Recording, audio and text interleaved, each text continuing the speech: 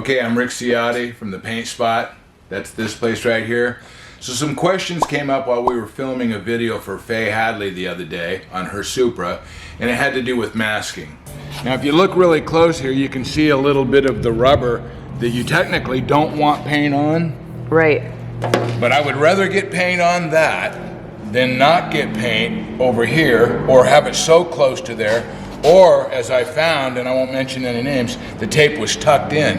Oh, that was me. Yeah, well, I wasn't going to mention any names. Oh. Under the bus. So you don't tuck the tape ever, right? Okay, okay. There's a whole bunch of reasons why. The primary reason is the clear or the paint will bridge, right? And then you go to take this stuff off and it rips across the panel. Oh, all right? Gotcha. So when you're taking this tape off, you actually want to pull forward and away. Okay. And so that's just something, it's a mental thing that you can, put in your head. So forward and away. The tape's going to come this way and away from the panel. And that creates a shear, if you guys can see that. Yep. Right? Now, so later on, after you get it unmasked, if you look really close, and it depends on how good you are with this stuff, you're going to see fragments of paint or clear on the molding that we don't want, right? But if you let this stuff cross-link for a couple of weeks, it'll come right off of there.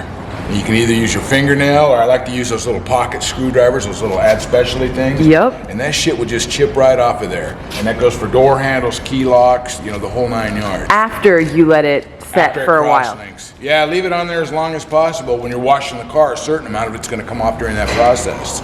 Really? So as time goes by, it will come off. Yeah, that wasn't prepped. It's not made to take paint. It's only going to be superficial. I just wanted to clarify that. And if you guys want to see that video, go over to her channel, and it's a good one. You guys ought to check that out. So somebody responded by saying something about, well, wouldn't it be better to take these quarter windows out rather than mask them? Sure, it would be better to take everything off of a car, strip it all down, but you've got to realize with that car, as well as a lot of the cars that I work on, these parts are not easily replaceable. Some of them don't even exist. So if you even think that you might damage the part taking it off, that's what knowing how to mask, is for. You're supposed to be able to know how to mask things and make it look like it was taken off, right?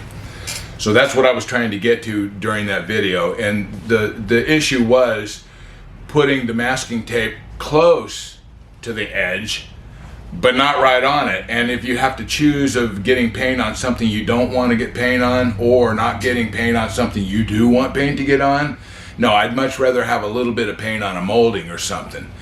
And the thing was that after it gets painted and you wash the car a few times, that stuff's, a lot of it's going to come off on its own. What doesn't come off, after it gets cross-linked, you can scratch it off with your fingernail or a little pocket screwdriver. No harm, no foul. Now, some people would get concerned about going around edges and say that, well, that's the first place that the paint's going to come loose. Yeah, I've seen that before, but those are the kind of production places that don't really prep the car. They don't get that kind of time. They can't take that kind of time to do it. You will, though, because it's your car and you don't want this stuff to come off. So if you're going to go around a lock cylinder or a molding or something like that, I actually fold up some 320 or maybe even 180, something more aggressive, and that's what I'll do around those edges. I guarantee you that paint ain't going to come off, right? And nobody's going to see a scratch around there. So just wanted to clarify that. Some of these parts go for lots of money, and I think that they can actually put a link on there and show you that I think there's a set for $4,000 or something online for your car. Yeah, I found a full set of trim for $4,000 for my car. And also, my car was painted before, and it's the same color, so we were sort of like feathering some stuff in. Yeah, it wasn't like there was damage behind there anyways. It had good paint, good quality paint behind it. So you need to weigh things out. If you think you're going to damage something that you can't replace, don't damage it. Mask it off. Paint it. Right. And that particular piece of trim was $400. So we're going to leave it on. Damn right. All right, that's it, guys. It's a short one.